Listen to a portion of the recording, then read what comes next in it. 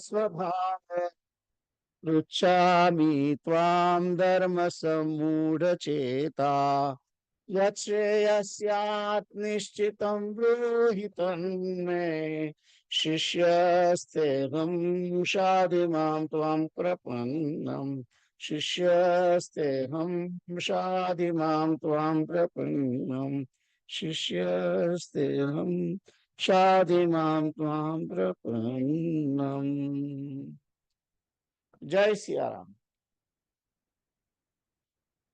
जय श्री જય સિયારામ. બધાના માઇક ઓન કરી દેજો. ઓકે સીતારામ. તો આપણે 18મો અધ્યાય ચાલે છે. 2 વીક પછી મળીએ છીએ આપણે. ગઈ વખતે મોટા ભાગના લોકો નહોતા એટલે અમે ભગવદ ગીતાનો જ સત્સંગ હતો, પણ એમાં અમે જે ભગવાન શ્રી કૃષ્ણના જે નામો આવેલા છે એના વિશેની ચર્ચા કરી હતી.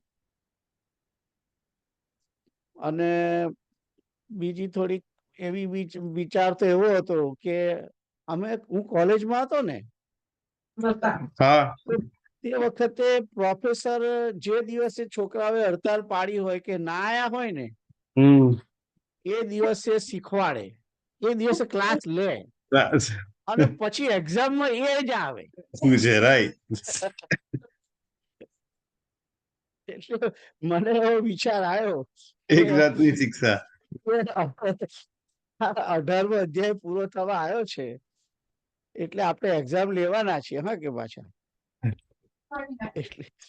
એટલે પછી મને થયું કે ચાલો આપણે આજે લઈએ કે થોડા શ્લોકો, પણ પછી મને થયું કે જવા દો હવે.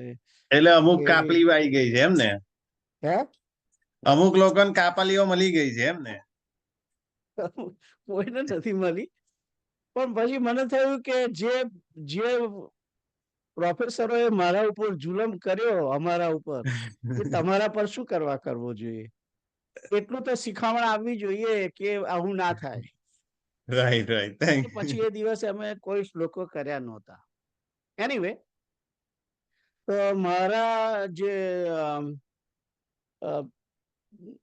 મારા મુજબ પ્રમાણે આપણે 53 સુધી તો શ્લોક થઈ ગયા છે.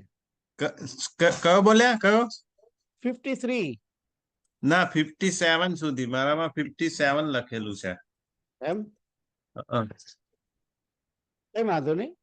12-17-57 સુધી કર્યો તો. અચ્છા, તો 57મો શ્લોક ફરીથી લઈએ આપણે. ચેતસા સર્વ કર્માણિ મયि સંન્યસ્ય મત્પરઃ બુદ્ધિયોગમ ઉપાશ્રિત્ય મચ્ચિત્તઃ સતતં ભવ. યા બરાબર તમારી વાત. આ શ્લોક આપણે કર્યો હતો, કારણ કે એનો જે પહેલો પાર્ટ છે, ચેતસા સર્વ કર્માણિ મયિ સંન્યસ્ય મત્પરઃ, એનો અર્થ એમ થાય છે કે સર્વે કર્મોને, સર્વ કર્માણી, ચેતસા એટલે કે મન વડે, ચિત્ત વડે, મયી સંન્યસ્ય મને અર્પણ કર. અને મને એવો ખ્યાલ છે કે મેં તે વખતે આ તમને બધાને એક કર્મને અર્પણ કરવા માટેનું એક પેલી એ પણ મોકલી હતી વચ્ચે એક વખતે, તમને યાદ હોય તો, કે સર્વ કર્મને અર્પણ કરવા જોઈએ. એ બધી વાતો ઘડીએ આપણે આવે છે. બીજા અધ્યાયમાં આવી ગઈ, ત્રીજામાં આવી હતી, ચોથામાં થોડીક આવી હતી. અને કર્મ અર્પણ કરવાની ઘડીએ જે વાત આવે છે એ ફરી રિપીટ થાય છે આ 18મા અધ્યાયમાં. એટલે મને યાદ આવ્યું કે આ વાત થઈ હતી આપણે. તો ચેતસા સર્વ કર્માણી મયી સંન્યસ્ય મત્પરઃ એ છે કે મને અર્પણ કર. મયી સંન્યસ્ય ત્યાં સુધી છે. ચેતસા સર્વ કર્માણી મયી સંન્યસ્ય એટલે કે તું ન્યાસ કર, અર્પણ કર મને, એમ કે છે. અને પછી છે મત પરહ, મારા પરાયણ થા, એટલે કે મારો શરણાગત થા. પરાયણ નો અર્થ મોટે ભાગે શરણાગતિનો જ છે. કારણ કે માણસ જયારે પરાયણ થાય છે, પરાયણ નો અર્થ શું છે? એને ફોલો કરે, ટોટલી ફોલો કરે, એને પરાયણ પરાયણ કહેવાય. તો મત પરહ, મારા પરાયણ થા. અને પછી કે છે બુદ્ધિ યોગમ ઉપાશ્રિત્ય મત ચિત્ત સતતમ ભવ, બુદ્ધિ યોગ નો આશ્રય કર. અને આ બુદ્ધિ યોગ વિશે મેં તમને ગઈ વખતે બીજા અધ્યાયની અંદર લઈ ગયેલો એક વખતે, એનું કે બુદ્ધિયોગ એટલે શું.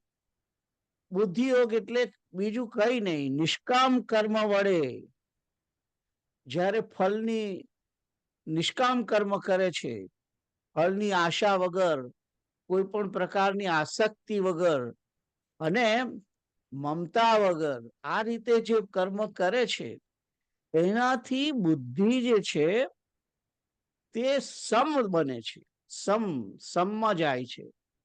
એ કર્મ કરવા એ મારી ફરજ છે. અને કર્મનો જે આશ્રય છે એ ફળનો નહીં હોવો જોઈએ. કર્મનો જે હેતુ છે, કર્મ જેના અવલંબન કરીને કરવામાં આવે છે, તે ફળને ઉદ્દેશીને નહીં કરવું. અને સમ્યક બુદ્ધિ વડે સ્થિત પ્રજ્ઞ તરીકે, સમ્યક બુદ્ધિ સમાન બુદ્ધિ, કે મારા કર્મ કરવું એ મારો ફરજ છે, એટલે મારે કરવું જોઈએ. અને એ રીતે કર્મ કરે, કોઈ ફળની અપેક્ષા રાખે નહીં, કોઈની સાથે આસક્તિ નહીં, કોઈની સાથે એના માટે મમતા નહીં. આ રીતે જે કર્મ કરે છે ત્યારે એ બુદ્ધિ યોગને પામે છે. એની બુદ્ધિ જે છે એ સમત્વમાં સ્થિર થાય છે. અને એ સમત્વમાં જ્યારે સ્થિર થાય છે, એ સમત્વમાં સ્થિર થયેલી બુદ્ધિ, એનું નામ જ સ્થિત પ્રજ્ઞ બુદ્ધિ. એ સ્થિત પ્રજ્ઞ બુદ્ધિ જે છે તે નિષ્કામ કર્મયોગથી પ્રાપ્ત થાય છે. તો કે છે ભગવાન કહે છે કે આવી બુદ્ધિનો આશ્રય કર. અને પછી બીજી વસ્તુ એ કહી, મચ્ચિત્ત સતતમ ભવ, તારું ચિત્ત, તારું મન એ સતત મારામાં રાખ, મારામાં ચિત્ત વાળો થા. અને મારામાં ચિત્ત વાળો થા, આ વાત પણ ઘણી જગ્યાએ ઘણે ઠેકાણે કરવામાં આવી છે. મચ્ચિત્ત સતતમ ભવ, એના માટે એક જગ્યાએ આવ્યું હતું, 9મા અધ્યાયની અંદર 34મો શ્લોક છે, મન મના ભવ મદ ભક્તો મદ્યાજી મામ નમસ્કુરુ મામય વૈશ્યસી યુક્તૈવમ આત્માનમ મત પરાયણ. તમે એ શ્લોક બતાવો ભાઈ. 9માનો 34મો શ્લોક છે, જુઓ. 9માનો હું 34. પણ કાઢું છું.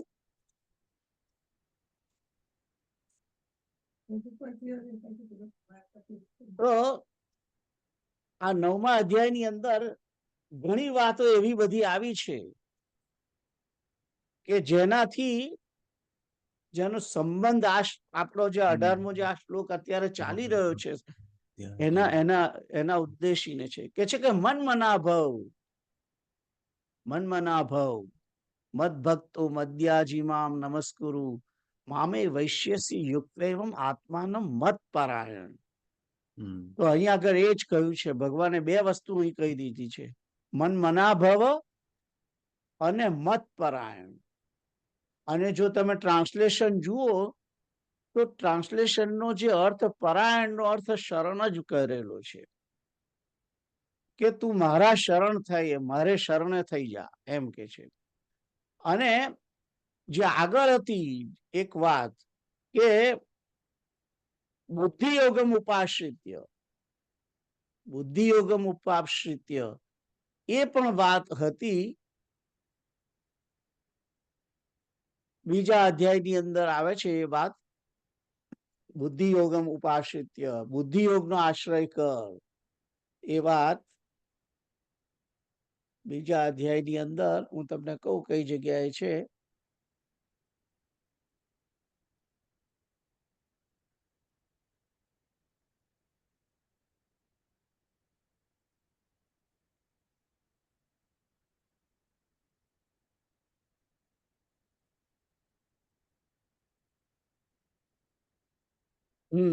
બીજામાં જ છે. જુઓ, બીજા અધ્યાયની અંદર 48મો શ્લોક,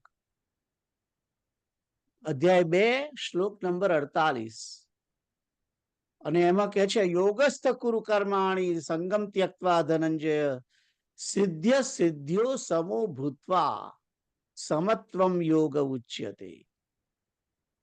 તો કે છે કે તું સિદ્ધિ અને અસિદ્ધિમાં સમબુદ્ધિ વાળો થા અને યોગસ્થ ચિત્ત થઈ અને જે તું કરું તું આ કર્મ કરીશ આસક્તિ ત્યજીને, સંગ ત્યજીને, ફળની આશા વગર, એ બુદ્ધિ યોગ છે.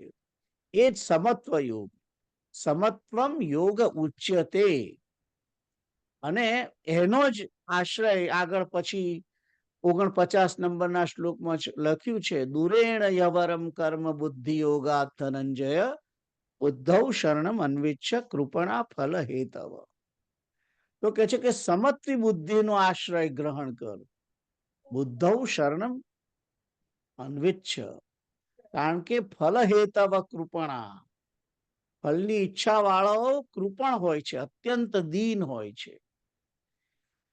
તો આ જે બધી વાતો છે એ બીજા અધ્યાયની વાત છે. આ બુદ્ધિ યુક્તો જહાતી ઉભય સુકૃત દુષ્કૃતે, એ પણ છે 50મા શ્લોકની અંદર.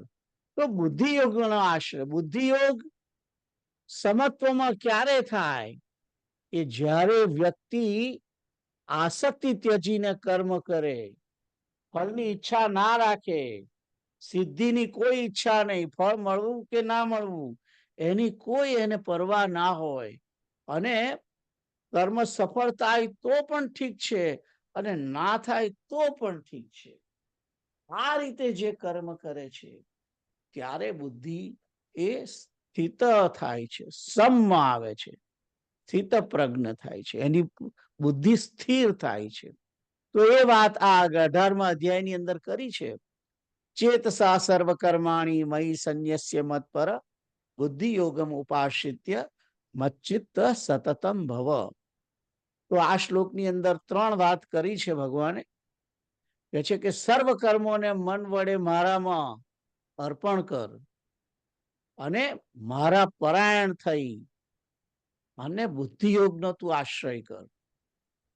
જુઓ, કર્મને સમર્પણ કરવાનું કહ્યું છે પરમાત્માને, અને કર્મ કરવાનું પણ એ સમબુદ્ધિ રાખીને કરવાનું. સિદ્ધિ થાય, કર્મ સિદ્ધ થાય તોય ઠીક છે, ના થાય તો પણ ઠીક છે, એવો સમબુદ્ધિ યોગનો આશ્રય કરવાનો.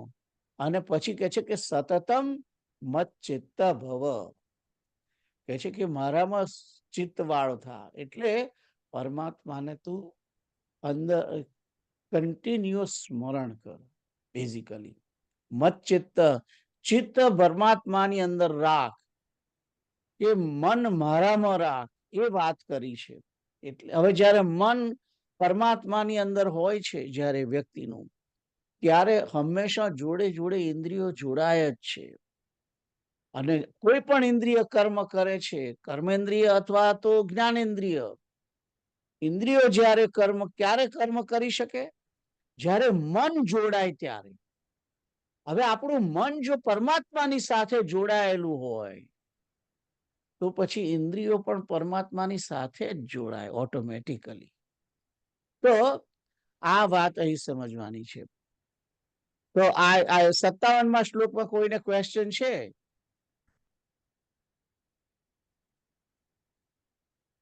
ના.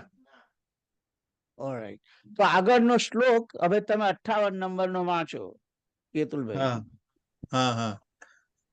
મચ્ચિતઃ સર્વ દુર્ગાણી મત પ્રસાદાત તરિષ્યસી અથ અથ ચેત્વમ અહંકારં શ્રોષ્યસી વિનક્ષ્યસી વિનંક્ષ્યસી. વિનંક્ષ્યસી. તો આ શ્લોક જે રીતે વાંચવાનો છે એ આ રીતે મેં તમને પહેલા પણ કહ્યું છે કે હંમેશા 8મો અક્ષરે તમે રોકાઈ જાઓ. હા મચ્ચિત્તા સર્વ દુર્ગાણી મત પ્રસાદાત તરિષ્યસી અથ ચેત્વમ અહંકારાત ન શ્રોષ્યસી વિનંક્ષ્યસી. તો અહંકારાન ડબલ ન જે છે એમાંનો એક ન આ બાજુની બાજુ બોલવાનો છે. કારણ કે વિનંક્ષ્યસી શબ્દ જે છે એ 4 અક્ષરનો છે અને શ્રોષ્યસી 3 અક્ષરનો છે. એટલે 4 ને 3 7. પણ શ્લોક અનુષ્ટુપ છંદમાં છે એટલે 8 અક્ષરે અટકવાનું. એનો અર્થ કે આગળનો શબ્દ છે એમાંથી અડધો એક શબ્દ આ બાજુ બોલવાનો છે. ખ્યાલ આવ્યો? તમે જયારે એક કામ કરો, દરેક બધા પોતાની બુકની અંદર અલ્પ વિરામ કરો 8મા અક્ષરે, અને ખબર ના પડે કે કઈ જગ્યાએ અલ્પ વિરામ કરવું, તો મને પછી બીજી વખત મળીએ ત્યારે પૂછો તમે કે આ શબ્દ આવો છે તો આમાં શું બોલવાનું. અથ ચેત્વમ, હવે જો અથ ચેત્વમ અહંકારાન, એવું તો દેખાય છે ને. હવે મહંકારા શબ્દ આવે તો તમને એટલી ખબર પડવી જોઈએ હવે આટલા સમયે કે અહંકાર શબ્દ છે એની અંદર. એટલે ઇઝીલી તમે સંધિ છૂટી પાડો. અથ ચેત્વમ અહંકારાત ન શ્રોષ્યસી વિનંક્ષ્યસી, એમ છે. તો વાંચવાનું આ રીતે. મચ્ચિત્ત સર્વ દુર્ગાણી મત પ્રસાદાત તરિષ્યસી અથ ચેત્વમ અહંકારાં ન શ્રોષ્યસી વિનંક્ષ્યસી. ચાલો સંધિ છૂટી પાડીને શું કે છે? મચ્ચિત્ત એટલે કે મારામાં મન વાળો થઈને, સર્વ દુર્ગાણી, અહીં આગળ સર્વ દુર્ગાણી એટલે કે દુર્ગ એનો અર્થ આમ તો કિલ્લો થાય છે, પણ કિલ્લો સમજવો અર્થ આમાં કરવાનો નથી. સંકટ માટે આ શબ્દ વાપરવામાં આવ્યો છે. મોટા મોટા સંકટો જીવનમાં આવે છે એની વાત કરે છે. મત પ્રસાદાત તરિષ્યસી, મત એટલે કે મારા, પ્રસાદાત એટલે મારા પ્રસાદથી અથવા તો મારી કૃપાથી, તરિષ્યસી એટલે કે તરી જઈશ. કે છે કે હે અર્જુન, તું મારામાં ચિત્ત વાળો થઈ જા, અને મારામાં ચિત્ત વાળો થઈશ તો મારી કૃપાથી તું બધા સર્વ દુર્ગાણી તરિષ્યસી, સર્વ સંકટોને તું તરી જઈશ. જીવનમાં આવતા બધા જ પ્રકારના સંકટોને તું તરી જઈશ, એમ કે છે. તો અહીંયા આગળ ભગવાન આશ્વાસન આપે છે. એક વસ્તુ હું તમને કહેવાનું રહી ગયું તમને 57મા શ્લોકમાં, કે 57મો શ્લોક જે છે એ આજ્ઞાનો શ્લોક છે. ભગવાને અહીં અર્જુનને આજ્ઞા કરી હતી કે મચ્ચિત્ત સતતમ ભવ, મારામાં મન રાખ, મારા પરાયણ થા, અને સર્વ કર્માણી મયી સંન્યસ્ય, બધા કર્મ મને સમર્પણ કરે. એટલે આ 57મો શ્લોક જે છે આજ્ઞા માટેનો શ્લોક છે. ઓર્ડર કર્યો છે ભગવાને, આજ્ઞા જ કરી છે કે તારે તું આ કર, તું આ કર. અને જે આગળ વાત કરી હતી કે મચ્ચિત્ત સતતમ ભવ, તો કે અર્જુનને કદાચ પ્રશ્ન થાય કે તમારા ચિત્ત હું શું કરવા રાખું, હું દ્રૌપદીમાં ન રાખું. એટલે ભગવાને તરત જ એનો જવાબ આપે કે મત ચિત્ત તું રાખીશ, મારામાં ચિત્ત રાખીશ તો સર્વ દુર્ગાણી મોટા મોટા સંકટોને તું તરી જઈશ. એ વાત આ પહેલી લીટીમાં કરી છે. મત ચિત્ત સર્વ દુર્ગાણી મત પ્રસાદાત તરીષ્યસી. પ્રસાદાત એટલે કે મારી કૃપા વડે, મારી કરુણા વડે, હું જે એક પ્રસાદ આપું છું મારા પ્રસાદથી, એમ મત પ્રસાદાત એટલે મારા પ્રસાદથી, મારી કૃપાથી હું આ સર્વ સંકટોને તરી જઈશ. સોરી, તરી જઈશ ને તરી જઈશ. તો પછી બીજી લીટી છે, અથ ચેત અહંકારાત ન શોષ્યસી વિનંક્ષ્યસી. અને કે છે, હવે જુઓ ભગવાન અહીં આગળ બીજી લીટીમાં ચેતવણી આપે છે. અથ, અને, અથ નો અર્થ છે અને, ચેત એટલે કે જો, ચેતી જાતું, અહંકારાત ન શોષ્યસી. અહંકારને કારણે, ન એટલે કે નહીં, શ્રોષ્યસી એટલે નહીં સાંભળવું. શ્રોષ્યસી એનો અર્થ છે નહીં સાંભળીશ. શ્રોષ્યસી એટલે સાંભળીશ, પણ આગળ ન છે. ન શ્રોષ્યસી એટલે કે જો તું નહીં સાંભળવું અહંકારને કારણે, તો શું થશે? વિનંક્ષ્યસી, તારો વિનાશ થઈ જશે, તારો ક્ષય થઈ જશે, એમ કે છે. ક્ષતિ શબ્દ છે, ક્ષસી શબ્દ છે, એટલે કે ક્ષસી એટલે કે ક્ષય થશે, અને વિનાશ પણ થશે, એટલે કે totally out of the world, એમ તું ટોટલી મરી જઈશ, એમ કે છે. ટોટલી તારો વિનાશ થશે, એમ કે છે. તો કે છે કે તું મારામાં ચિત્ત રાખીશ તો મારી કૃપાને કારણે તું મોટા મોટા સંકટોને તરી જઈશ. અને અત્યારે પાંડવોને માટે મોટું સંકટ કયું છે? મહાભારતનું યુદ્ધ. તો એ સંકટ એના ઉપર આવ્યું છે, અર્જુનના ઉપર. એટલે કે છે કે તું મારામાં ચિત્ત રાખીને યુદ્ધ કર, અને એનું એવું મારામાં ચિત્ત રાખીને યુદ્ધ કરીશ તો મારી કૃપાથી તું આ સંકટને તરી જઈશ, એટલે કે જીતી જઈશ યુદ્ધને. અને જો તું મારું નહીં સાંભળું અહંકારને કારણે, તો તું નાશ પામીશ. તો અહીં આગળ આ બીજી લીટીની અંદર ભગવાન ચેતવણી આપે છે કે તું મારું માન, નહીં આવું કરું તો તું નાશ થશે. અને આ ચેતવણી કેવલ ને કેવલ અર્જુનને માટે નથી, પણ આ બધા માટે છે. આપણે બધા પણ સતત જીવનની અંદર યુદ્ધ કરતા રહેલા છીએ, અને એ યુદ્ધની અંદર અને આપણું યુદ્ધ કોની જોડે છે? આપણું યુદ્ધ આપણા જ અંદર રહેલા મનની સાથે છે. કારણ કે આપણું મન જ આપણો શત્રુ છે. એટલે એ શત્રુ મન જે છે આપણું, એ શત્રુ થઈને બેઠું છે, અને એ ઇન્દ્રિયોને ગમે તેમ બેફામ રીતે એ ભટકવાની જગ્યા આપી દે છે, પ્રેરણા કરે છે. એના કારણે મન આપણું શત્રુ છે.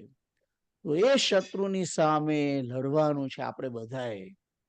અને એ લડાઈનું જે દુર્ગ સંકટ છે આપણા બધા માટે, એ કેવી રીતે તરી જશું? ભગવાનની અંદર ચિત્ત રાખીને, સતત ચિત્ત રાખીને, ભગવાનની અંદર મન રાખીને તરી જવાશે. જો એમ નહીં કરીએ અને આપણે આપણો મન ફાવે જ આમ રીતે જ વર્તીશું તો આપણો વિનાશ થશે. વિનાશ થશે એનો અર્થ કે અહીંયા આગળ વિનાશ તો આપણો થવા નથી, પણ એમ કે ફરીથી જન્મો લેવા પડશે, એમ કહેવા માંગે છે. ખ્યાલ આવ્યો? તો આ જે બીજી લીટી છે એ ચેતવણી છે અને એ કેવલ અર્જુનને માટે નથી, આપણા બધા માટે છે. ત્યાર પછી 51મો સોરી, તો આ શ્લોકમાં તમને ખબર પડી? 51મા શ્લોકમાં કોઈને ક્વેશ્ચન છે? ક્વેશ્ચન નથી. Very good. તો આગળનો શ્લોક જઈએ 59, અને 59 કિરીટ અંકલ નથી, રાઈટ?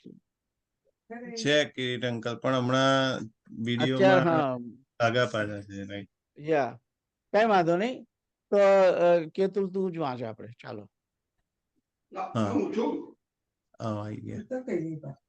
આવી ગયા, લો. 59 નંબરનો શ્લોક બોલો. સીતારામ સીતારામ.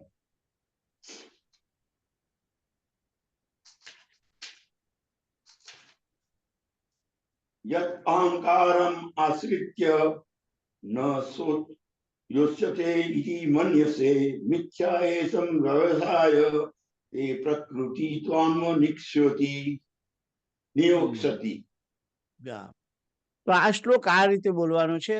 યદંહંકારમાશ્રિત્ય ન યોત્સ્ય ઇતિ મન્યસે મિથ્યૈષ વ્યવસાયસ્તે પ્રકૃતિસ્ત્વામ નિયોક્ષ્યતિ. તો અહીંયા આગળ કે છે કે યદ અહંકારમ, યત એટલે કે જો, અહંકારમ આશ્રિત્ય, જો અહંકાર નો આશ્રય લઈને એટલે કે અહંકારી બનીને, ઇતિ મન્યસે, ઇતિ મન્યસે એટલે કે એમ માનતો હોય તો, એવું માનું કે ન યોત્સ્યસે એટલે કે યુદ્ધ નહીં કરવું, આવું જો તું માનતો હોઈશ એમ કે છે. ન યોત્સ્યસે એટલે કે નહીં લડવું, નહીં યુદ્ધ કરવું એમ. તો કે છે કે મિથ્યા એષ વ્યવસાય. તો કે છે કે વ્યવસાય, અહીં વ્યવસાયનો અર્થ નિશ્ચય કયો છે, વ્યવસાયનો અર્થ નિશ્ચય ગણવામાં આવ્યો છે. તો તારો આ નિશ્ચય એષ એટલે કે આ, મિથ્યા એટલે કે મિથ્યા છે એટલે કે ખોટો છે એમ કે છે. તારો આ નિર્ણય જે છે, આ નિશ્ચય છે એ ખોટો થવાનો છે. મિથ્યૈષ વ્યવસાયસ્તે, વ્યવસાયઃ તે પ્રકૃતિસ્ત્વામ નિયોક્ષ્યતિ. તો કે છે કે પ્રકૃતિ ત્વામ, પ્રકૃતિ એટલે કે સ્વભાવ, પ્રકૃતિ ત્વામ એટલે કે તારો સ્વભાવ, તારી પ્રકૃતિને કારણે, નિયોક્ષ્યતિ એટલે કે જરા જબરજસ્તી તું લડવા જઈશ. તું જે એમ માનતો હોવ અહંકારને કારણે કે હું તો નહીં લડું, કારણ કે પહેલા અધ્યાયની અંદર તમને યાદ જ છે, પહેલા અધ્યાયની અંદર અર્જુને એમ કહ્યું હતું કે હું તો નહીં, મારાથી નહીં લડાય, હું નહીં લડું એમ કરીને એને ધનુષ્ય મૂકી દીધું તું ને. અને આ 18 અધ્યાય સુધી ભગવાને 1.5 કલાક સુધી આ સંસ્કૃતના શ્લોકોમાં પ્રવચન કર્યું, અને પ્રવચન કરીને પછી આ છેલ્લે હવે એને કહેવા માંગે છે, કે છે ભગવાન કે તું અહંકાર નો આશ્રય કરી અને જો તું એમ માનતો હોય કે હું નહીં લડું, તો કે છે કે તારો આ નિર્ણય પણ મિથ્યા થવાનો છે, જૂઠો થવાનો છે, ખોટો થવાનો છે. કેમ કે તારો સ્વભાવ તને જબરજસ્તી યુદ્ધમાં લગાડી દેશે. નિયોક્ષ્યતિ એટલે કે તને એની અંદર જોતર છે એમ, નિયોક્ષ્યતિ એની અંદર પરાણે તને જબરજસ્તી નાખી દેશે એમ કે છે. તો એ કેમ થશે? ઘણીવાર આપણા જીવનમાં પણ બને છે, આપણે કોઈ જો લડવું ના હોય પણ સામે વાળો એવો હોય લડાવે, એને લડવું હોય, એટલે કે છે કે તું નહીં લડું તો તોય દુર્યોધન તને છોડવાનો નથી. અને આ જગતની અંદર ઘણા આવા દુર્યોધનો હોય છે કે આપણે તો કઈ કરવું ના હોય, આપણે દુર્જનોથી દૂર રહેવું હોય, પણ દુર્જનો જાણી જોઈને આપણને આવા પ્રકારના યુદ્ધની અંદર પોતાની જોડે એ એ એ શું કહેવાય સંગ્રામની અંદર બળાત્કારે તમને ખેંચી જાય, તમને લડાવે. આ પ્રકારની પ્રવૃત્તિ થાય છે. તો અહીં આગળ અર્જુનને ભગવાન ચેતવણી આપે છે. આઈ થિંક પેલા લોકો આઉટ થઈ ગયા, ગમે તેમ શું કઈ થયું છે. આપણે ત્રણ જ છીએ યાર. યા સમન કેતુલ ને એ લોકો ખબર નહીં, એમને ઇન્ટરનેટ નો પ્રોબ્લેમ થયો લાગે છે. તો કે છે કે યદ અહંકારમ આશ્રિત્ય, કે છે કે જો અહંકારનો આશ્રય કરીને ન યોત્સ્ય, તમને લોકોને તમારી જોડે છે કે ચોપડી કે હું મૂકું ફરી? મારી પાસે બી છે આમાં. બીજું કોણ છે હવે? એક જણ આવ્યું બાજુ, એક જણ આવ્યા છે. કેતુભાઈ ફરી બતાવો. હા સોરી, અમારે કમ્પ્યુટર શટડાઉન થઈ ગયું હતું. કઈ વાંધો નહીં. તો યદ અહંકારમ આશ્રિત્ય, યુ કેન હિયર રાઈટ? હા, વી કેન હિયર યુ. યદ અહંકારમ આશ્રિત્ય, કે છે કે જો તું અહંકારનો આશ્રય કરી અને ન યોત્સ્ય, નહીં લડું, ઇતિ મન્યસે, આવું માનતો હોય તો, કે છે કે મિથ્યા એષ વ્યવસાયસ્તે, વ્યવસાયતે, કે છે કે તો તારો આ નિશ્ચય કે નિર્ણય, વ્યવસાય, આ વ્યવસાય એટલે કે તારો નિર્ણય, એમ તારો આ વ્યવસાય જે છે કે હું નહીં લડું, એ તારો જે ધંધો છે એ મિથ્યા થવાનો છે. એમ કે છે કે તારો નિર્ણય જે છે એ મિથ્યા થશે અને તારી પોતાની પ્રકૃતિ તને પરાણે યુદ્ધની અંદર જોતરશે. એમ કે છે નિયોક્ષ્યતિ, કે છે કે તને જબરદસ્તીથી યુદ્ધમાં લગાડી દેશે તારી પ્રકૃતિ. તો આ 59 ની અંદર અહીં આગળ ભગવાન એક પ્રકારની ફરી આગળ આ ચેતવણી જ આપે છે. કારણ કે હવે ભગવાનને થયું કે 1.5 કલાક થઈથી હું આટલા બધા પ્રવચન કરું છું, પણ હજુ અર્જુન છે તો નિર્ણય પર આવતો નથી. અર્જુન નિર્ણય પર આવતો નથી કે મારે શું કરવું, લડવું કે ના લડવું, એના નિર્ણય પર આવતો નથી. એટલે ભગવાન હવે એને છેલ્લે ચેતાવે છે કે જો તું અહંકારને કારણે એમાં માનતો હોય કે હું નહીં લડું, તો કે છે કે તારો આ નિર્ણય મિથ્યા થવાનો છે, ખોટો છે, મિથ્યા ભાષણ છે તારું. એમ કે છે કે તારો સ્વભાવ તને પરાણે અંદર યુદ્ધની અંદર જોડશે. એ વાત આ 59 ની અંદર કરી છે. તો આગળ જઈએ 60મો શ્લોક. 60મો શ્લોક હું જ વાંચું છું. સ્વભાવજેન કૌંતેય નિબદ્ધસ્વેન કર્મણા કર્તુમ નેચ્છસि યન્મોહાત કરીષ્યસ્ય વશોપિ તત. તો સ્વભાવજેન કૌંતેય, અહીં કૌંતેય શબ્દ જે છે એ અર્જુનને માટે સંબોધન છે. હે કૌંતે, હે કુંતી પુત્ર, એમ કહેવા માંગે છે. અને કે છે કે સ્વભાવજેન નિબદ્ધસ્વેન કર્મણા, સ્વભાવ વડે જ, તારા સ્વભાવને કારણે, સ્વેન, સ્વેન એટલે કે પોતાના, પોતાના, તારા પોતાના, નિબદ્ધ એટલે બંધાયેલો, નિબદ્ધ એટલે કે બંધાયેલો, કે છે હે કુંતી પુત્ર, તારા સ્વાભાવિક કર્મને કારણે, સ્વભાવથી કર્મથી બંધાયેલો થઈ અને તું કર્તુમ નેચ્છસી,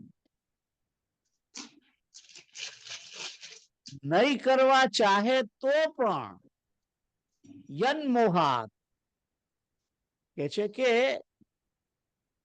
મોહથી, જે કર્મને તું કે છે યન્મોહાત, યત યત શબ્દ જે છે એ યત એટલે કે જે કર્મ, અહીંયા કર્મની વાત કરેલી છે, યુદ્ધ કર્મની વાત કરી છે. તો કે છે કે કરીષ્યસી અવશઃ અપી તત, કરીષ્યસી એટલે કે તું કરીશ, અવશ્ય એટલે પરવશ થઈને, બીજાને વશ થઈને તું કરીશ. તો આ શ્લોક જે છે એની અંદર શરૂઆત જે સમજવાની છે એ ત્રીજી લીટીથી છે. એકચ્યુઅલી કર્તુમ નેચ્છસી યન્મોહાત, તો ભગવાન કહે છે કે હે કૌંતેય, યત્મોહાત એટલે કે જે કર્મ મોહ વડે ન કર્તુમ ઈચ્છસી, નેચ્છસી જે શબ્દ છે તો નેચ્છસી નો ને તમે સંધિ છૂટી પાડો તો ન ઈચ્છસી, ન ઈચ્છસી યત મોહાત, કે છે કે જે મોહ વડે તું નથી ઈચ્છતો, તું નથી ઈચ્છતો, કર્મ કરવા નથી ઈચ્છતો એમ. કર્તુમ ન ઈચ્છસી, જે યુદ્ધ કર્મ કરવાનું તું ઈચ્છતો નથી તારા મોહને કારણે, એ જે ટ્રાન્સલેશન છે એ ત્રીજી અડધી લીટીનું છે. બીજી લીટીમાં જે અડધી શબ્દ છે, અડધો શબ્દ કર્તુમ નેચ્છસી યત મોહાત, એટલે કે જે કર્મ મોહને કારણે તું કરવા ઈચ્છતો નથી તે કર્મ. અપી તત છે ને, અપી તત છેલ્લે છે એ કે એની વાત છે. તત એટલે કે તેને, અપી એટલે કે પણ, તેને પણ કે છે કે સ્વેન સ્વભાવજન, સ્વેન એટલે કે તારા પોતાના, સ્વભાવજેન તારા પોતાના સ્વભાવથી, સ્વાભાવિક કર્મથી, નિબદ્ધ બંધાઈ અને અવશ્ય કરીશ્યસી, અવશ્ય એટલે કે પરવશ થઈને,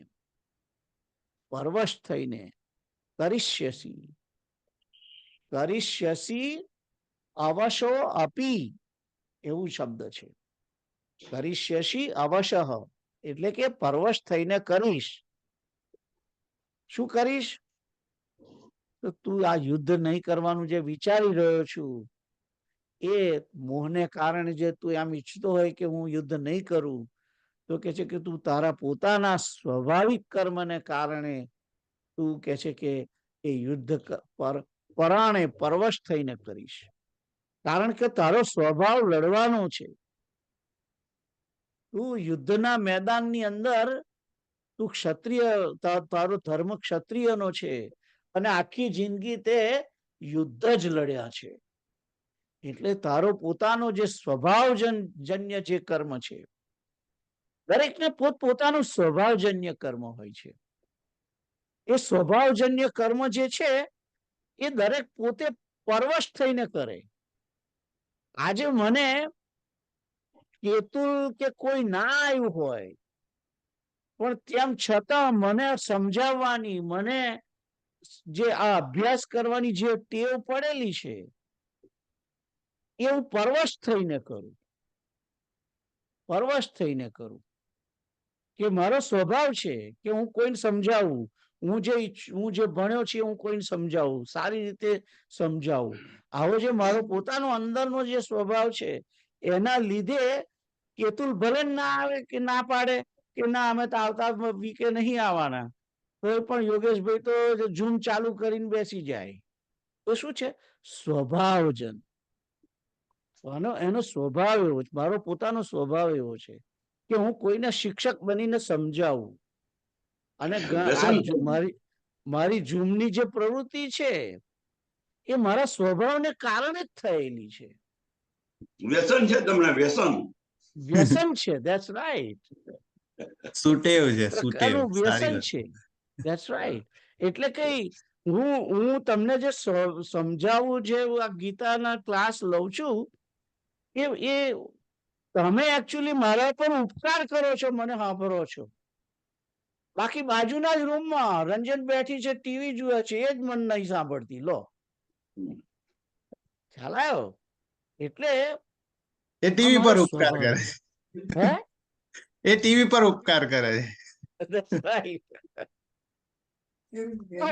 એટલે મારો કહેવાનો મતલબ શું છે કે મને આ જે શબ્દ એકદમ આવ્યું, યાદ આવ્યું કે સ્વભાવ જેન નિબદ્ધ સ્વેન કર્મણા, કે દરેક પોતપોતાના સ્વભાવને પ્રમાણે, પોતાની પ્રકૃતિ હોય એ પ્રમાણે જ વર્તે. એ મને કાલે કોઈ નહીં હોય તોય આ કિરીટ અંકલ નથી, તેમ છતાં હું દરરોજ 2 વાગે આવીને બેસી જઉં છું.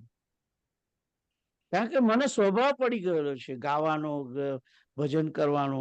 આ સ્વભાવ જરૂરી છે. એ સ્વભાવને કારણે થઈ જાય છે. અને મને કહેવા દો, ભક્તિ સ્વભાવજન્ય થવી જોઈએ. ભક્તિ સ્વભાવ બની જવો જોઈએ કે તમને કર્યા વગર એને ચાલે નહીં, તમને ચિત્ત ના થાય, એને તમારું ચિત્ત એક શાંત જ ના થાય.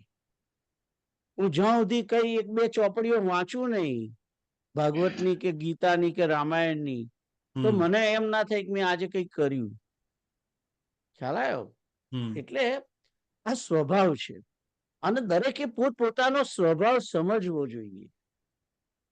અને પોતાની સ્વભાવ જે છે એ સ્વભાવ ને સમજી દરેકે પોતપોતાનો સ્વભાવ સમજવાનો અને પોતાનો સ્વભાવ સમજીને એ સ્વભાવને એવી રીતે ડાયવર્ટ કરો તમે તમારા સ્વભાવને કે જેનાથી તમારું કર્મ ભક્તિ બની જાય.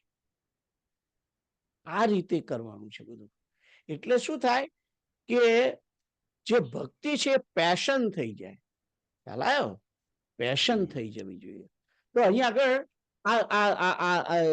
ભગવાન અર્જુનને કહે છે કે યુદ્ધ કરવાનો તારો સ્વભાવ છે, એટલે તારા સ્વભાવને કારણે તું પરવશ થઈને લડીશ.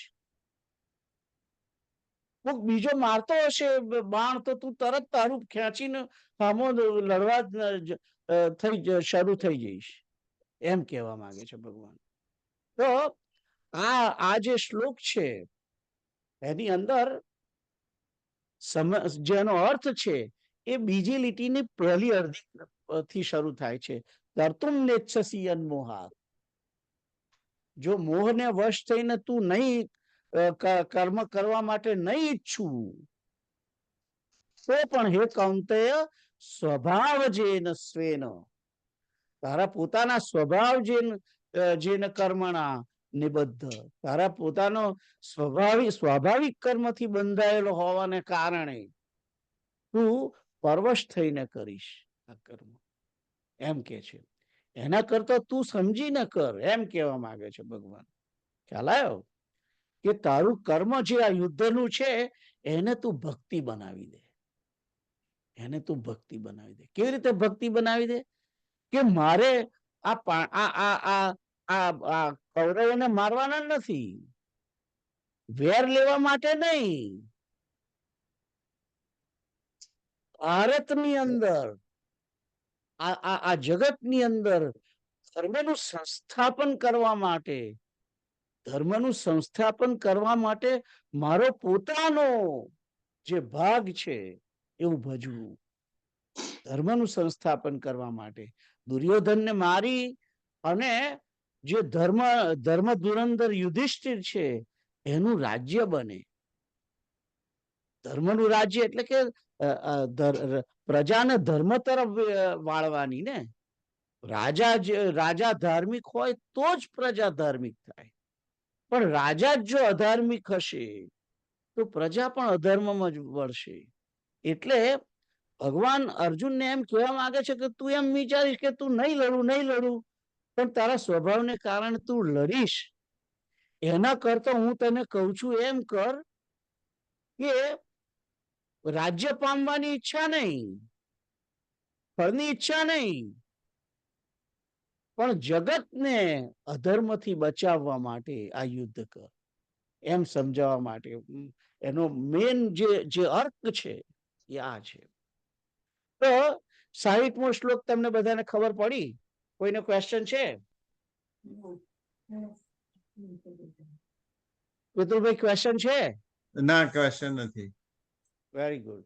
તો એક આગળ જોઈએ, એક શ્લોક જોઈએ.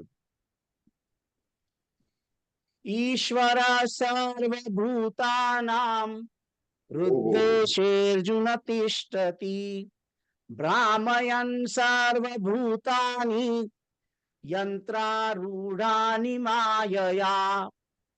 અહીંયા આગળ ભગવાન બહુ મોટી વાત કરે છે અને દરેક વ્યક્તિએ આ શ્લોક બરાબર સમજવો જોઈએ. આ શ્લોક સમજવાની ખૂબ જરૂર છે. એનાથી મોટા ભાગના આપણા જે પ્રોબ્લેમ જે છે એ સોલ્વ થાય. આગળના જે શ્લોકો છે 58, 59, 60, એ 60, 59 અને 60 ની અંદર જે ભગવાને કહ્યું કે તું જબરજસ્તીથી તને યુદ્ધ કરવું જ પડશે તારે, એનું કારણ અહીં આગળ બતાવ્યું છે 61મા શ્લોકની અંદર. અને ભગવાન કે છે, શું કે છે? ઈશ્વર સર્વભૂતાનામ હૃદયેર્જુન તિષ્ઠતિ. અહીં આગળ સંધિ છૂટી પાડીને કહે છે કે ઈશ્વર સર્વભૂતાનામ હૃદયેશે અર્જુન તિષ્ઠતિ. અર્જુન તો એનું સંબોધનનું નામ છે અર્જુન. આ ઈશ્વર સર્વભૂતાનામ એટલે કે સર્વભૂતોના રથ દેશમાં, એટલે કે હૃદયની અંદર, હૃદયરૂપી દેશમાં તિષ્ઠતિ, સ્થાપિત થયેલો છે ઈશ્વર. અહીં આગળ ચોખ્ખું લખ્યું છે કે ઈશ્વર છે એ સર્વભૂતોના હૃદયની અંદર બેઠેલો છે. તિષ્ઠતિ, તિષ્ઠતિ એટલે કે સ્થાપિત થયેલો છે એમ કે છે. ઈશ્વર સર્વભૂતાનામ હૃદયેર્જુન તિષ્ઠતિ. તો આ જે પહેલી લીટી છે કે હે અર્જુન, સર્વભૂતોના હૃદયની અંદર ઈશ્વર બેઠેલો છે, સ્થાપિત થયેલો છે. તો બેઠેલો છે શું કરે છે? કઈ કામ બામ કરે છે ખરો? કે હા, શું કરે છે? ભ્રામયન સર્વભૂતાની, સર્વભૂતોને ભમાવે છે, ભમાવે છે. ભ્રામયન, ભ્રાંતિ પમાડે છે એમ કે છે. સર્વભૂતોને ભ્રાંતિમાં નાખે છે, ભ્રમણામાં નાખે છે. ભ્રામયન સર્વભૂતાની, સર્વને ભ્રમણામાં નાખે છે, સર્વને ભ્રાંત કરે છે. અને પછી શું કે છે? અને બધા કેવી રીતે શું કરે છે? યંત્રારૂઢાની માયયા, એટલે કે છે કે પોતાની માયા વડે યંત્રારૂઢાની, શરીરની ઉપર જાણે યંત્ર મૂક્યું હોય એમ. આપણે જેમ માનો કે મોટર મોટર મોટર, હા મોટર, ધેટ્સ રાઈટ. એટલે શું કહેવાય, આપણે બધી મોટર તો ઘણી જગ્યાએ હોય છે. વોશરમાં, ડ્રાયરમાં હોય છે, વોશરમાં હોય છે. આપણે જે કિચનના ઇક્વિપમેન્ટ્સ હોય છે એની અંદર પણ મોટર હોય. એના લીધે પેલું ફરે અને એના કારણે પેલું અંદર બ્લેડ જે છે એ ફરે, એટલે તમે જે શાકભાજી નાખી હોય એ કટ થઈ જાય કે બ્લેન્ડ થઈ જાય છે. બ્લેન્ડરમાં બધું બ્લેન્ડ કરે છે. એની અંદર પેલી છરી જે છે એ છરી, એની નીચે મોટર છે અને મોટર ફરે છે. તો મોટરને કારણે પેલી જે ચપ્પુ છે, બ્લેડ, એ બ્લેન્ડરમાં ફરે છે ને એના કારણે જે કઈ શાકભાજી કે એપલ કે જે કઈ નાખો તમે એને કાપી નાખે છે, કાપી અને એકદમ ઝીણું બનાવી દે છે. ખ્યાલ આવ્યો? તો એને શું કહેવાય? યંત્રારૂઢાની. જો યંત્ર ઉપર આરૂઢ થયેલી છે પેલું ચપ્પુ જે બ્લેન્ડર ની અંદર. તો અહીંયા આગળ શું કે છે કે હે અર્જુન, કે છે કે શરીર રૂપી યંત્ર ની અંદર, શરીર રૂપી યંત્ર ની અંદર આરૂઢ થયેલો જે ભગવાન જે છે, એ ભગવાન પોતે પોતાને એને જે માયા મૂકી છે, માયા, એ માયા મોટર છે. એ માયા જે છે એ મોટર છે. અને મોટરને શક્તિ કોણ આપે છે? માયાને શક્તિ કોણ આપે છે? માયાપતિ. ઈશ્વર આપે છે. ઈશ્વર આપે છે. એટલે માયાને પોતાની શક્તિ નથી, એને ઈશ્વર શક્તિ આપે છે. એટલે માયા તમને મને પકડે છે અને ભંભાવ્યા કરે છે. જો ચાલુ અહીં ગીતાજી ચાલતું હોય અને પાછળ બીજા રૂમ ની અંદર સંગમનું ગાયન વાગતું હોય, તો યોગેશભાઈ અહીં ગીતા બોલતા બોલતા ત્યાં આગળ મેરે મન કી ગંગા સાંભળતા હોય. એનું મન ત્યાં જતું રહે. ખ્યાલ આવ્યો? એટલે એ યંત્રારૂઢાની માયા. માયા વડે આપણું મન જે છે એને ભમાવે છે ભગવાન. ભગવાન ભમાવે છે.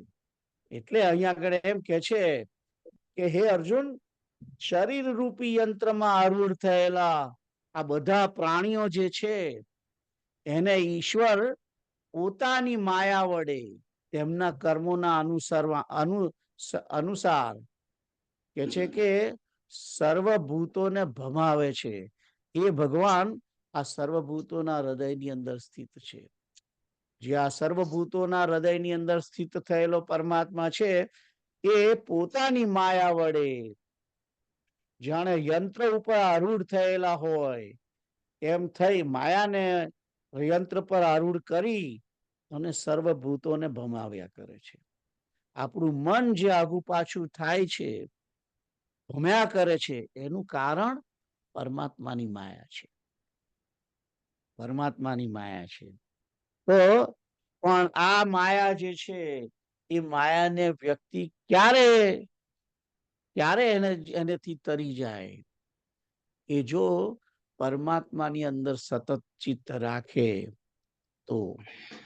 તમને કદાચ ખ્યાલ હશે કે આઈ થિંક મોટા ભાગના બધાને ચંડીપાઠની ખબર જ છે ને. તમે બધા સાંભળ્યું છે ને. અને ચંડીપાઠનો જે સપ્તશ્લોકીનો પહેલો જે શ્લોક શું છે?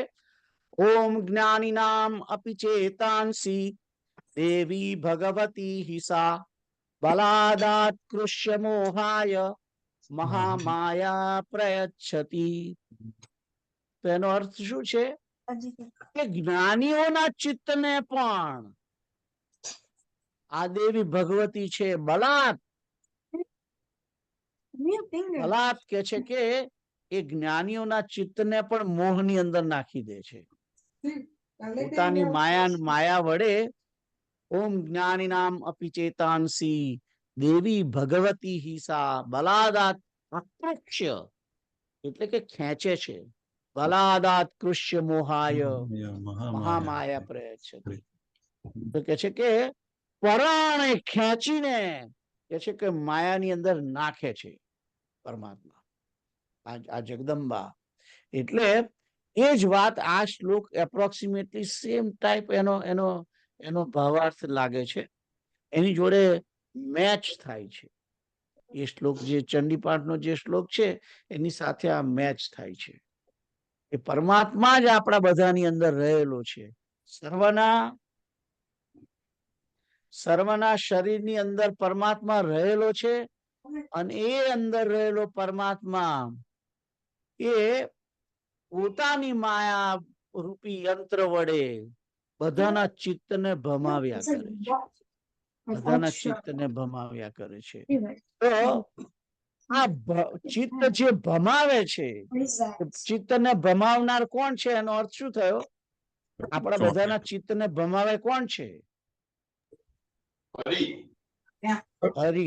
માયા, ભગવાનની માયા જે છે એ આપણા બધાના ચિત્તને ભમાવે છે.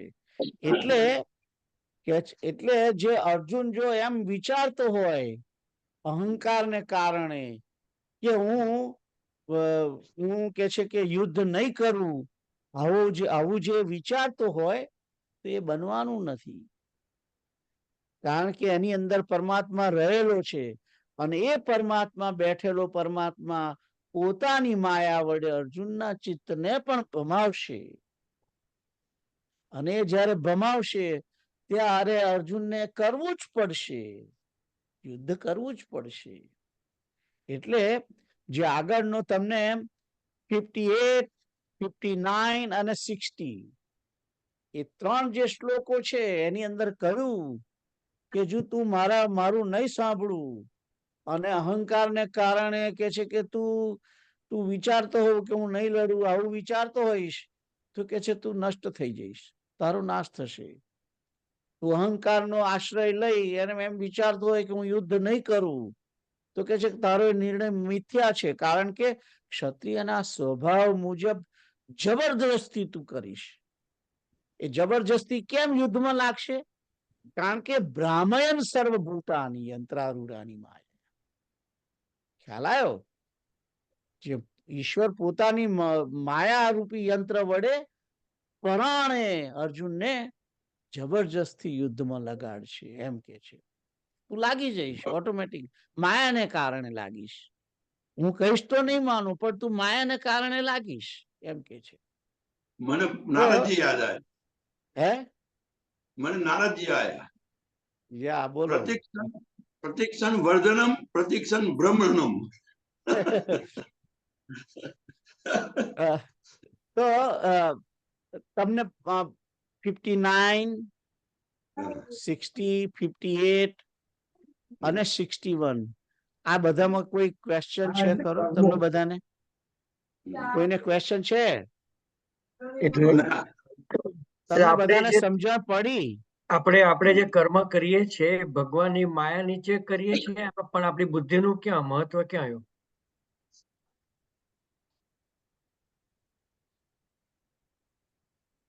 બુદ્ધિનું મહત્વ ક્યાં આવ્યું એટલે મને હજુ હું તમારો પ્રશ્ન સમજી ના શક્યો. આપણે બુદ્ધિ પ્રમાણે કામ કરીએ છીએ કે ટોટલી 100% ભગવાનની માયા નીચે કામ કરીએ છીએ? બધા કાર્યો આખા બધા જ બધા. જો આપણે એમ પહેલી તો વાત એ છે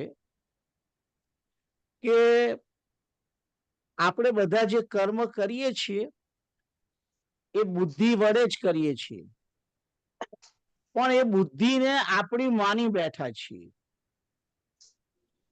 બુદ્ધિ મન એ માયાના છોકરા છે, એ માયાના છોકરા છે. એટલે માયાના છોકરા જે છે એ માયા કહેશે એમ કર્યા જ કરવાના છે, એ કર્યા જ કરવાના છે. પણ તેમ છતાં અંદર રહેલો જે આપણો આત્મા છે એ એમ વિચારે છે કે આ બુદ્ધિ મારી છે, આ મન મારું છે, આ ઇન્દ્રિયો મારી છે, આ શરીર મારું છે, હું શરીર છું, હું જ બુદ્ધિ છું એમ માને છે. ખ્યાલ આવ્યો? બુદ્ધિથી જ કરે છે. પણ હું તમે બધા આપણો જે આત્મા છે, મૂળ પ્રોબ્લેમ શું થયો છે કે આપણને ખબર નથી કે હું અને મારું એ બેને ડિફરન્સ આપણે બધા કરતા નથી. એટલે ગરબડ ત્યાં થઈ ગઈ. હું ને મારું ભેગું થઈ ગયું છે. હું કોણ? એટલે આત્મા. અને મારું શું? બુદ્ધિ. શરીર મારું, બુદ્ધિ મારી, મન મારું. પણ હું શું સમજી રહ્યો છું કે આ બુદ્ધિ હું છું, મન હું છું, એ બધાને, આ શરીર હું છું. શરીરને આપણે કપડા તરીકે ગણતા નથી, શરીરને જ આત્મા માની બેઠા છે. શરીરની અંદર જે રહેલા જે બધા સૂક્ષ્મ તત્વો છે, સૂક્ષ્મ શરીર, મન, બુદ્ધિ અને ઇન્દ્રિયો, એ પણ સૂક્ષ્મ શરીર છે ને, એને આપણે આત્મા માની બેઠા છીએ. એમાં આ ગડબડ થઈ છે. હું જુદી વસ્તુ છે અને મારી વસ્તુ જુદી છે. આ ચશ્મા મારા છે, હું ચશ્મા નથી. આ ચશ્મા મારા છે, હું ચશ્મા નથી. આ શરીર મારું છે, હું શરીર નથી.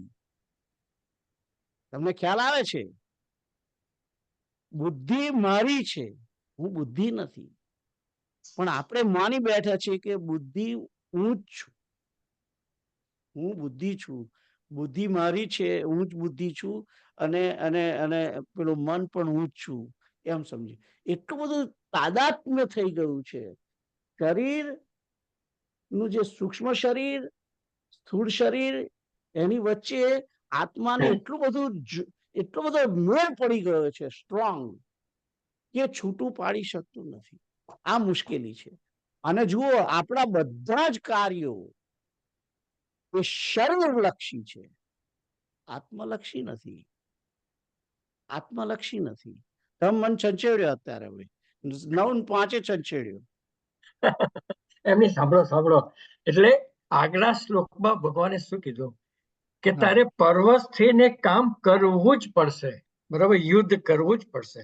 યા મતલબ કે આપણા રોબોટના કંટ્રોલર ભગવાન છે, તો પછી બધા આપણે કર્મ કરીએ છીએ. જેમ અર્જુને ફરજિયાત યુદ્ધ કરવું જ પડશે, કારણ કે ભગવાન અંદર બેઠેલા છે અને ભગવાન એને ભમાવે છે.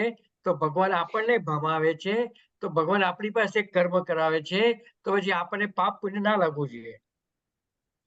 આ લાગવું જોઈએ, બરાબર છે. પણ હું તમે ક્યાં એવું માનીએ છીએ કે આ કર્મ ભગવાને કર્યું છે? આપણે તો એમ કહે છે કે મેં કર્યું. સાઉથ બ્રુન્સવિકમાં મકાન કોણે લીધું? તો કૃષ્ણકાંત કે મેં લીધું. 8.5 લાખનું મેં લીધું મકાન. એવું કે છે કે ભગવાને લીધું? એ બરોબર છે. સીતારામ, તમારો પોઈન્ટ સાચો છે એકદમ. આપણે મૂળ શું છે? મૂળ શું છે ખબર છે કૃષ્ણકાંત? અહંકૃત બુદ્ધિ. મારી ને તમારી જે અહંકૃત બુદ્ધિ છે, કે હું કરું છું, હું કરું છું, આ બધું મારાથી ચાલે છે. રંજન બેઠી બેઠી કઈ કરતી નથી. હું જ કમાઈને લાવ્યો છું બધું ન્યુયોર્ક સિટીમાંથી, અને મારા પેન્શન થી ઘર ચાલે છે, મારાથી જ આ બધું ચાલી રહ્યું છે, મને જ બધું આવડે છે, બધું હું. એના પ્રોબ્લેમ છે મૂળ. અને આ બધો જે હું છે એ શરીરની જોડે આ તાદાત્મ્ય થઈ ગયેલું છે. શરીરને આત્મા માની બેઠા છે, એ મેઇન પ્રોબ્લેમ છે. પણ અને આ બધા જે સંબંધો જે છે એ શરીરના સંબંધો છે, શરીરના સંબંધો છે. આત્માથી તો કોઈ એકબીજાને આત્મીયતા, આત્માનો સંબંધ આપણે કઈ ગણીએ છીએ? કોઈને આત્માનો સંબંધ ગણતો હોય તો કૃષ્ણકાંત મારો સગો ભાઈ થઈ જાય ને. બરોબર. પણ એ તો ગણતા નથી હું તમે. ના. ત્યારે હું એટલાન્ટામાં બેઠેલા મારા મોટા ભાઈને જોઉં છું, રાઈટ? માયા. બે મકાન મેં મારા છોકરાઓને આપ્યા. મેં કોઈ વાર એવું વિચાર્યું કે તું ને હાલ દઉં? વિચાર્યું? એ ભૂવો ધૂણેતર નારિયેળ ઘર ભરી નાખે. શા માટે? શરીર સંબંધી, શરીરની જોડે જે આત્મા, જે આપણે માની બેઠા છે કે હું શરીર છું, અને શરીરનો જે સંબંધ જયરામ જોડે, શિવમ જોડે છે, એના કારણે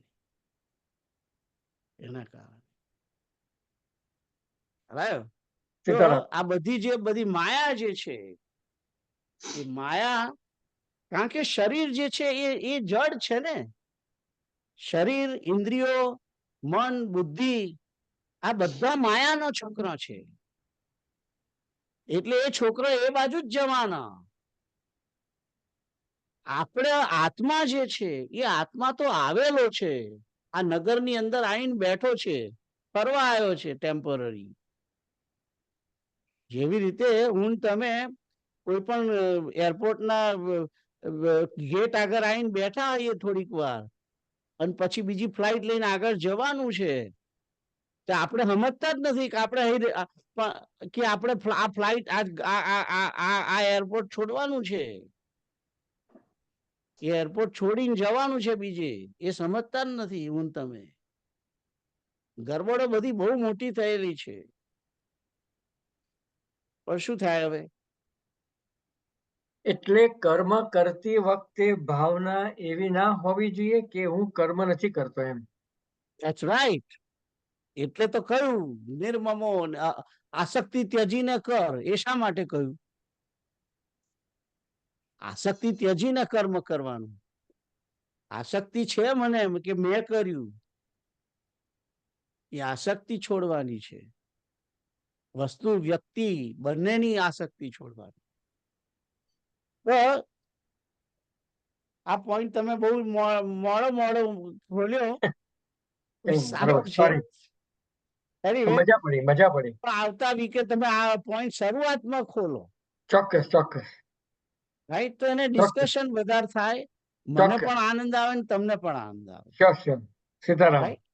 સીતારામ, જય સિયારામ. તો આપણે આગળ જતા નથી અને એના બદલે 1 મિનિટ સંકીર્તનની પ્રાર્થના કરી અને ગીતા સેશન પૂરી કરીએ.